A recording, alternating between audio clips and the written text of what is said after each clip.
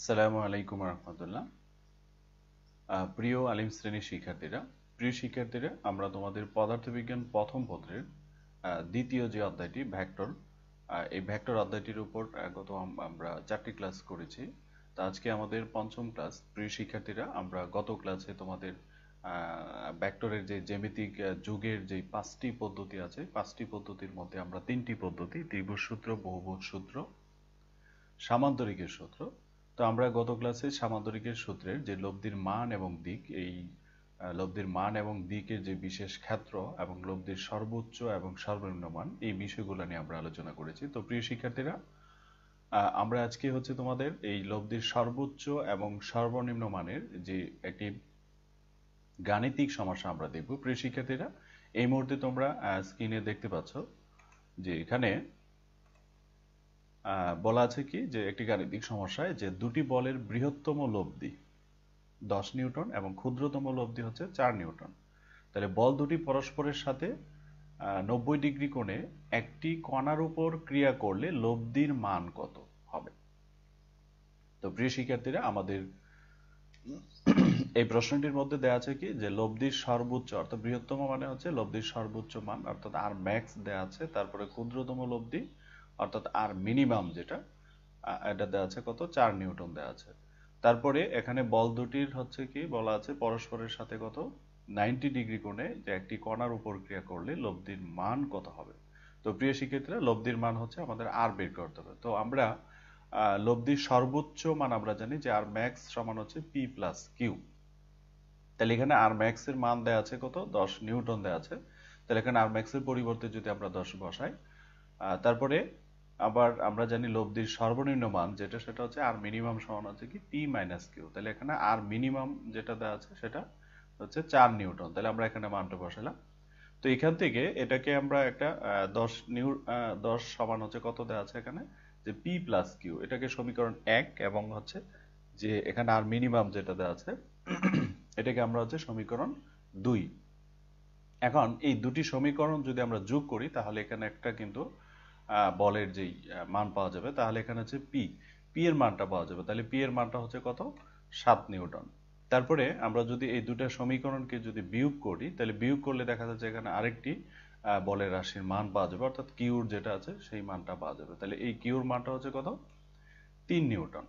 তো প্রিয় শিক্ষার্থীরা, আমাদের বলেছে এই প্রশ্নের মধ্যে লব্ধির মান বের করতে। তাহলে যেহেতু পি এবং কিউ মান আমরা বের করেছি, তারপরে এখানে হচ্ছে দুটি বলের যেই পরস্পরের সাথে যে 90 ডিগ্রি কোণ, সেই আলফার মানটা দেওয়া আছে এখানে।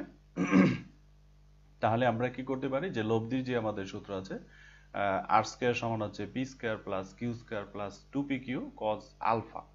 তো এখানে আমরা আলফার পরিবর্তে আমরা বলেছি, এখানে প্রশ্নে আমাদের কিন্তু দেওয়া আছে 90 ডিগ্রি, তারপরে পি এর মানটা হচ্ছে আমরা পেয়েছি কত, 7 নিউটন, তারপরে কিউর মান পেয়েছি কত, 3 নিউটন পেয়েছি। তাহলে এখন আমরা এই উক্ত রাশিগুলোর মান বসিয়ে যখন আমরা ক্যালকুলেশন করব, তাহলে এখানে হচ্ছে লব্ধির যেটা মান আর সমান হচ্ছে রুট ওভার কত হবে, 58 নিউটন। তাহলে এখানে হবে কি, যে বলা আছে যে বল দুটি পরস্পরের সাথে 90 ডিগ্রি কোণে একটি কণার উপর ক্রিয়া করলে লব্ধির মান হবে কত হবে, যে এখানে রুট ওভার 58। এটাকে আমরা বর্গমূলটাকে আমরা ক্যালকুলেশন করেও লিখতে পারি, অথবা এইভাবেও আমরা লিখতে পারি। তো প্রিয় শিক্ষার্থীরা, আমরা একটি গাণিতিক সমস্যার সমাধান দেখলাম। তো প্রিয় শিক্ষার্থীরা, আমরা আরো কিছু জিনিস যদি দেখি, যেমন ভেক্টর যুগের কয়েকটি সূত্র আছে, এই সূত্রগুলো আমাদের মনে রাখতে হবে। যেমন হচ্ছে বিনিময় সূত্র। হ্যাঁ, বিনিময় সূত্র হচ্ছে ভেক্টর যুগের ক্ষেত্রে হচ্ছে বিনিময় সূত্র মেনে চলে, বিনিময় সূত্র। তারপরে আমরা ভেক্টর গুণনও দেখব, যে এখানে হচ্ছে ডট গুণনের সূত্র, অর্থাৎ স্কেলার গুণন যেটা আছে সেটাও কিন্তু মেনে চলে। তাহলে বিনিময় সূত্র হচ্ছে কি, যে পি ভেক্টর পি প্লাস হচ্ছে ভেক্টর কিউ সমান, অর্থাৎ পি এর জায়গায় কিউ হবে, কিউর জায়গায় পি হবে। তাহলে এটা হচ্ছে বিনিময় সূত্র মেনে চলেন। তারপরে আরেকটি সূত্র হচ্ছে ভেক্টর যুগের, যেটা হচ্ছে কি সংযোজন সূত্র। সংযোজন সূত্র, তাহলে সংযোজন সূত্রটা কি, যে ভেক্টর পি প্লাস হচ্ছে ভেক্টর কিউ, এটাকে আমরা যদি একটা ব্র্যাকেটের ভিতরে রাখি, তারপরে প্লাস হচ্ছে ভেক্টর আর, তাহলে এখানে সমান হচ্ছে কি, যে এখানে আমরা এই ব্র্যাকেটটা ওটা পিটাকে আলাদা করে, তারপরে হচ্ছে কিউ ভেক্টর কিউ প্লাস হচ্ছে ভেক্টর আর, তাহলে এটাকে যদি আমরা ব্র্যাকেটের মধ্যে রাখি, তাহলে এই যে আমরা দেখতে পাচ্ছি যে সূত্রটা, তাহলে এটাই হচ্ছে আমাদের একটা সংযোজন সূত্র। তো তারপরে আমরা যদি দেখি যে বন্টন সূত্র, তাহলে বন্টন সূত্রটা কি? যেমন হচ্ছে এখানে m into vector p plus হচ্ছে ভেক্টর q। এখন আমরা ব্র্যাকেটটা উঠিয়ে দিয়ে mটাকে যদি p এবং q এর সাথে সমন্বয় করে দেই, তাহলে হচ্ছে কি m ভেক্টর p প্লাস হচ্ছে m ভেক্টর q। তাহলে এটাকে হচ্ছে বন্টন সূত্র বলা হচ্ছে। তো প্রিয় শিক্ষার্থীরা, আমরা ভেক্টর যোগের ক্ষেত্রে আমরা বলেছি কি যে বিনিময় সূত্র মেনে চলে, তারপর হচ্ছে কি যে সংযোজন সূত্র মেনে চলে, তারপরে বন্টন সূত্র মেনে চলে। তাহলে আমরা এই তিনটি সূত্র আমরা দেখলাম প্রিয় শিক্ষার্থীরা, যে ভেক্টর যোগের ক্ষেত্রে আরো তিনটি আমরা শর্ত পেয়েছি। একটা হচ্ছে কি বিনিময় সূত্র মেনে চলে, তারপরে বন্টন সূত্র মেনে চলে, তারপরে আমরা দেখেছি কি সংযোজন সূত্র হচ্ছে মেনে চলে। তো প্রিয় শিক্ষার্থীরা, আমরা যে ভেক্টর যোগের যে 5 নাম্বার যে উপাংশ সূত্র, তাহলে এখানে আমরা কিন্তু যে এখানে আমরা আরেকটি টপিকস আমরা দেখতে পাচ্ছি যে লম্বাংশের সাহায্যে ভেক্টর রাশির যোজন এবং হচ্ছে বিয়োজন। তাহলে লম্বাংশের সাহায্যে ভেক্টর রাশির যোজন এবং হচ্ছে বিয়োজন। তাহলে যোজন এবং বিয়োজন যদি আমরা বের করতে চাই, তাহলে এখানে আমরা লম্বাংশের সাহায্যে যদি, তাহলে মনে করি এখানে হচ্ছে কি ওবি একটি মানে ওবি রেখা, যেটা কি করে যে লব্ধি ভেক্টর যেটা আর এর মান নির্দেশ করে। এখন এই আর কে যদি সমকোণে বিভাজিত করা হয়, সমকোণে বিভাজিত করা অর্থাৎ পি এবং কিউ টাকে যদি আমরা দুটি উপাংশকে যদি পরস্পর সমকোণে দেখি, তাহলে কি হবে এখানে আলফা প্লাস হচ্ছে কি বিটা সমান হবে কত 90 ডিগ্রি। তাহলে এই ক্ষেত্রে যে ওবি এর সাথে হচ্ছে উপাংশ হবে কয়টি? দুটি। একটি হচ্ছে আলফা কোণ উৎপন্ন করবে উপাংশ দুইটা, আর একটা হচ্ছে কি বিটা কোণ উৎপন্ন করবে। এখন আমরা ও A B C, O A B C, এই যে এই সামান্তরিকটা আছে, এই সামান্তরিকের ক্ষেত্রে আমরা যদি এখানে লিখতে পারি কি সাইন আলফা প্লাস বিটা সমান হবে কত? সাইন 90 ডিগ্রি হবে। তাহলে 90 ডিগ্রি হলে সেটার মান কিন্তু 1 হবে। এখন আমরা যদি সাইন বিটা যদি বের করতে চাই, তাহলে সাইন বিটা সমান হবে কি সাইন 90 মাইনাস হচ্ছে আলফা হবে, সাইন 90 মাইনাস আলফা, তার মানে হচ্ছে কি কজ আলফা হবে। তাহলে এখানে সাইন আলফা প্লাস বিটা সমান আমরা বলেছি কত? এখানে হবে কত? সাইন 90 হবে। তাহলে সাইন 90 মান হচ্ছে 1। এখন আমরা যদি কি করি যে সাইন বিটার মান যদি বের করি, তাহলে বিটার মান বের করলে কি হবে যে সাইন 90 মাইনাস হচ্ছে আলফা, তার মানে হচ্ছে কজ আলফা।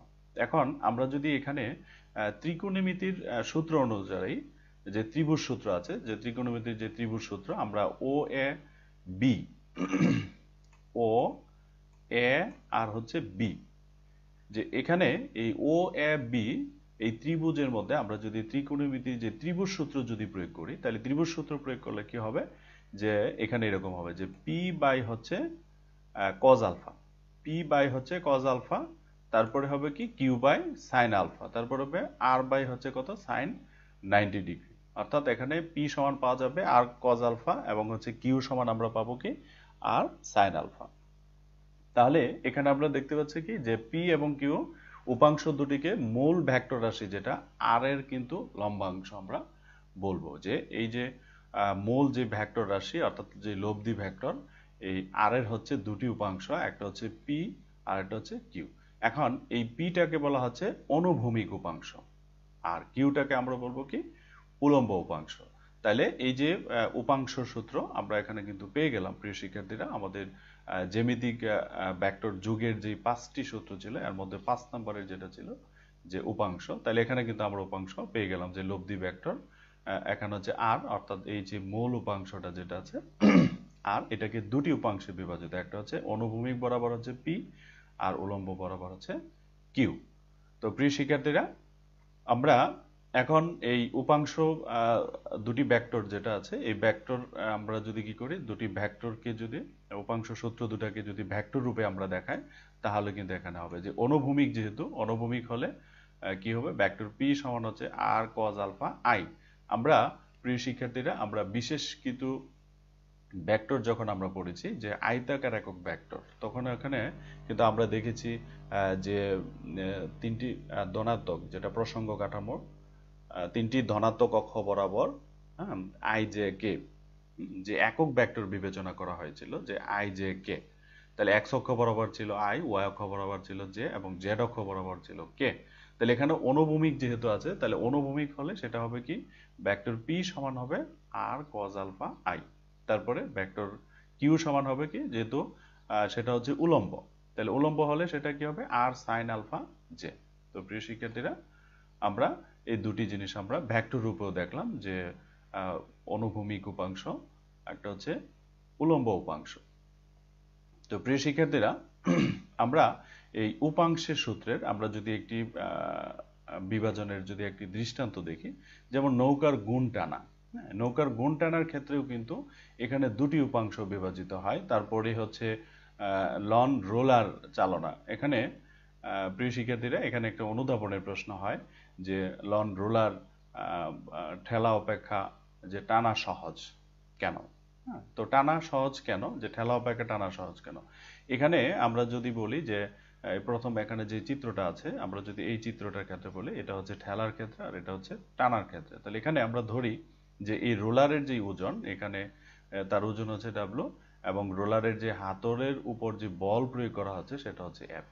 এখন এই এফ বলটা হচ্ছে রোলারের কি ও বিন্দুতে, এখানে ও বিন্দুতে অনুভূমিকের সাথে কি করলো, যে থিটা কোণে ক্রিয়াশীল হলো। এখন ও বিন্দুতে এই বল দুটি উপাংশে বিভাজিত হবে, একটি হচ্ছে কি অনুভূমিক বরাবর এফ কস থিটা, আর একটা হচ্ছে কি হবে উলম্ব বরাবর এফ সাইন থিটা।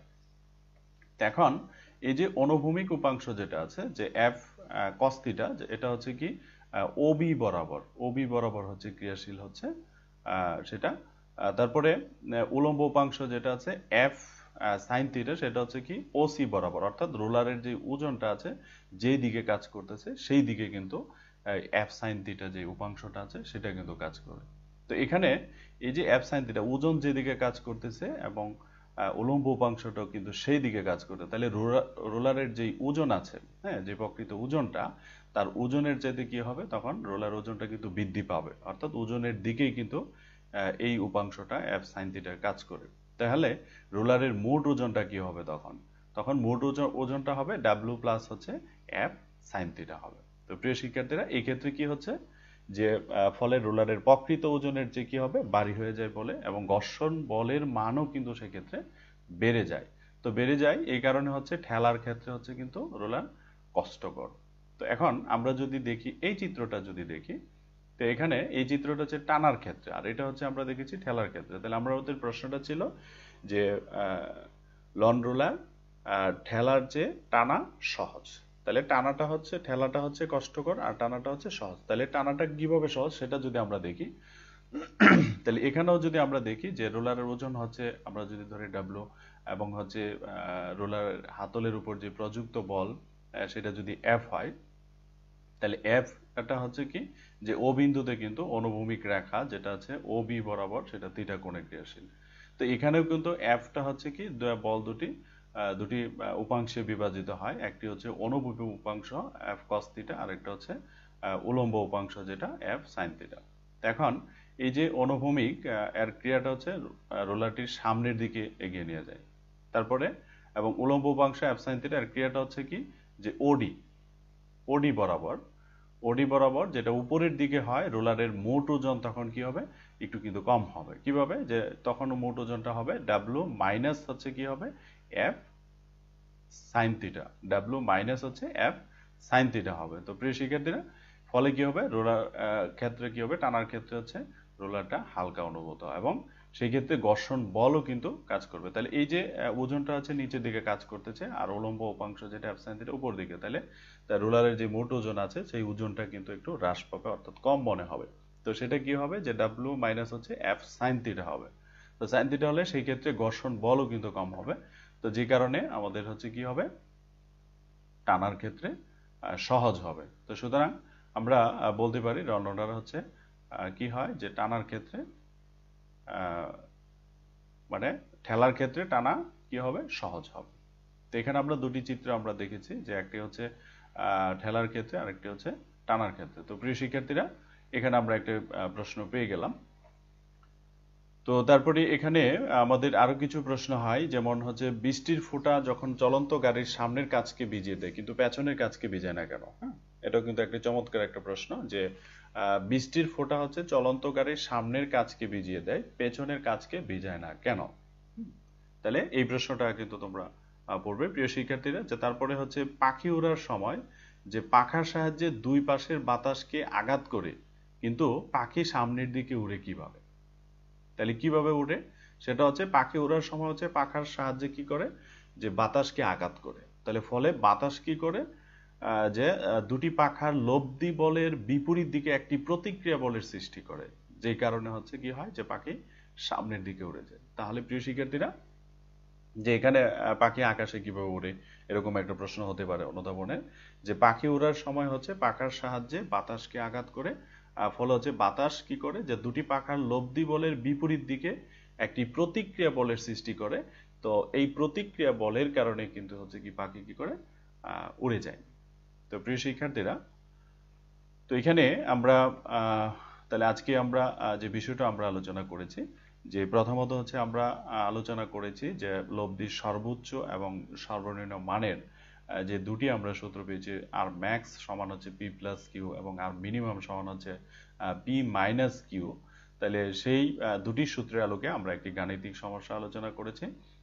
তারপরে আমরা দেখেছি ভেক্টরের লম্বা কি বলে যুগের ক্ষেত্রে কিছু সূত্র যেটা আছে, যে বিনিময় সূত্র আছে, সংযোজন সূত্র আছে, তারপরে বন্টন সূত্র আছে, এই সূত্রগুলো। তারপরে আমরা দেখেছি যে লম্বাংশের সাহায্যে ভেক্টর রাশি যোজন এবং হচ্ছে বিয়োজন লম্বাংশের সাহায্যে। তো সেখানে আমরা দেখেছি একটা সূত্র আমরা পেয়েছি, যে ত্রিকোণমিতির ত্রিভুজ সূত্র আমরা পেয়েছি। একটা হচ্ছে পি বাই কজ আলফা সমান হচ্ছে কিউ বাই সাইন আলফা সমান হচ্ছে আর বাই সাইন 90। অর্থাৎ এখান থেকে পি এবং হচ্ছে কিউ এই এই দুটি বলের কিন্তু আমরা এখানে মান পেয়েছি, পি সমান আর কজ আলফা এবং কিউ সমান আর সাইন আলফা। তারপর আমরা এই দুটি উপাংশের হচ্ছে ভেক্টর রূপ আমরা দেখেছি, একটা হচ্ছে অনুভূমিক বরাবর আর একটা হচ্ছে উলম্ব বরাবর। তাহলে একটা পেয়েছি ভেক্টর পি সমান হচ্ছে আর কজ আলফা এবং ভেক্টর কিউ সমান হচ্ছে আমরা পেয়েছি আর সাইন আলফা জে। তারপরে প্রিয় শিক্ষার্থীরা, আমরা ভেক্টর বিভাজনের দুটি ব্যবহার এখানে আমরা দেখেছি। একটি হচ্ছে নৌকার গুণ টানা। হ্যাঁ, নৌকার গুণ টানার ক্ষেত্রে কিন্তু দুটি উপাংশে বিভাজিত হয়। তারপরে লন রুলার চালনার ক্ষেত্রে আমরা দেখেছি যে ঠেলা অপেক্ষা টানা সহজ।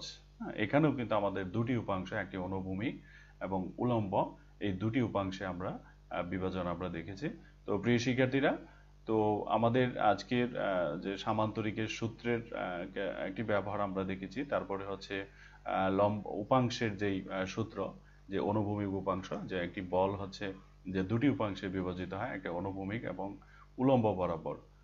তো প্রিয় শিক্ষার্থীরা, আজকে আমাদের তারপরে যদি আমরা দেখি, তোমাদের এখানে আরো দুটি প্রশ্ন আমরা বলেছি। সেটা হচ্ছে যে পাখি যে আকাশে কিভাবে ওড়ে, সেটা আমরা দেখেছি যে পাখি কিভাবে আকাশে ওড়ে। তারপরে আমরা জানি যে বৃষ্টির ফোঁটা হচ্ছে চলন্ত গাড়ির সামনের কাঁচকে ভিজায় কিন্তু পেছনের কাঁচকে কিন্তু ভিজায় না।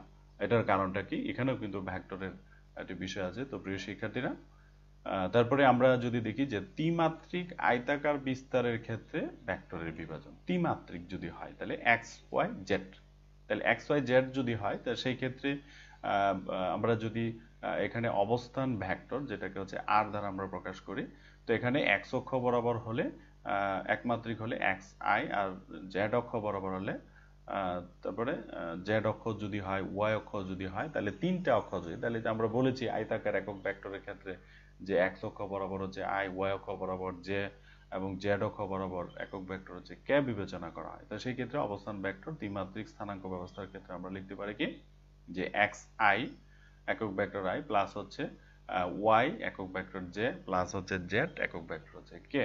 তো এখানে পি বিন্দুতে একটি স্থানাঙ্ক আমরা যদি এখানে ক্যালকুলেশন করে যে এই মানটা কিন্তু আমরা বের করতে পারি এখান থেকে। তো প্রিয় শিক্ষার্থীরা, যে ত্রিমাত্রিক স্থানাঙ্ক ব্যবস্থায় যে অবস্থান ভেক্টর, সেটা হচ্ছে এক্স আই প্লাস হচ্ছে ওয়াই জে প্লাস হচ্ছে জেড কে, ত্রিমাত্রিক স্থানাঙ্ক ব্যবস্থা। এখন দ্বিমাত্রিক হলে সেটা কি হবে, এক্স আর হচ্ছে ওয়াই থাকবে, একমাত্রিক হলে শুধু এক্স ত্রিমাত্রিকের ক্ষেত্রে।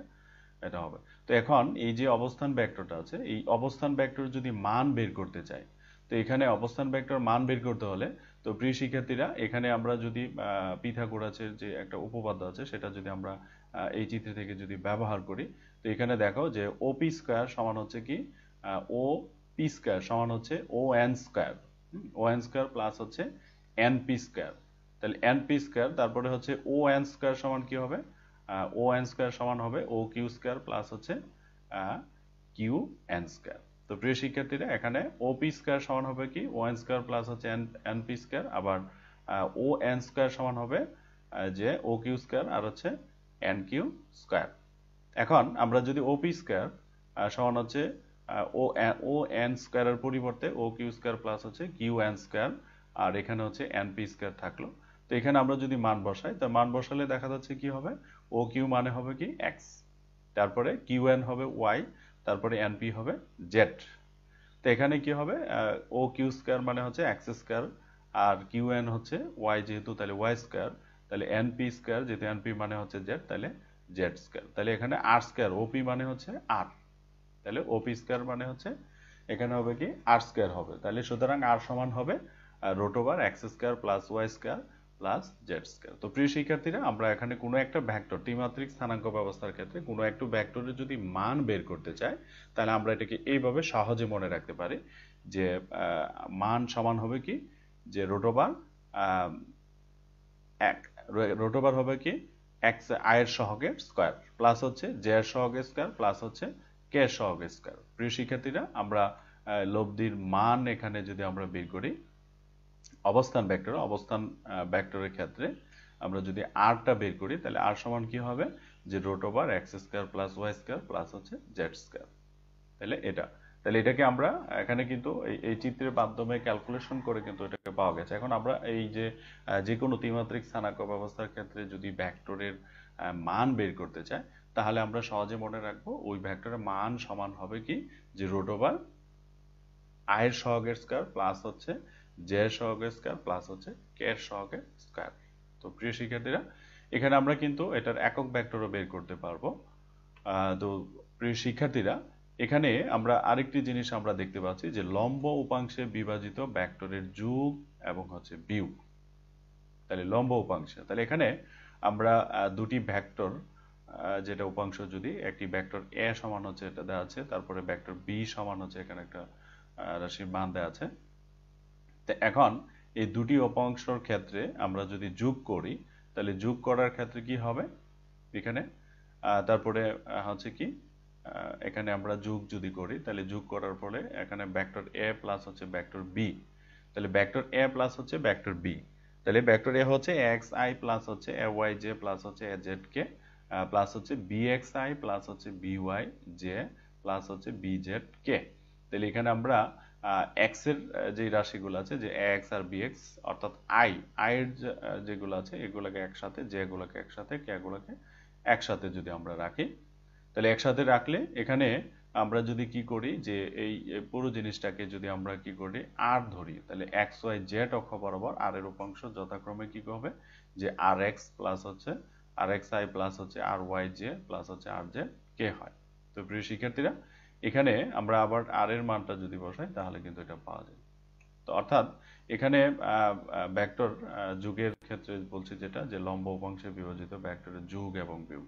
তাহলে এখানে যোগের একটা দেখলাম, তারপর আমরা যদি এটাকে মান বের করতে চাই, তাহলে মান বের করতে চাইলে আমরা মান কি হবে, এখানে আর সমান কি হবে, যে রুট ওভার আর এক্স স্কোয়ার প্লাস হচ্ছে আর ওয়াই স্কোয়ার প্লাস হচ্ছে আর জেড স্কোয়ার। তারপরে এখানে আমরা আর এক্স এর পরিবর্তে আমরা যেই এ এক্স প্লাস বি এক্স ধরেছি, তাহলে সেই মানটুকু আমরা এখানে বসাতে পারি। তারপরে এখান থেকে সমান্তরাল একক ভেক্টর অর্থাৎ একক ভেক্টরও কিন্তু বের করা যাবে।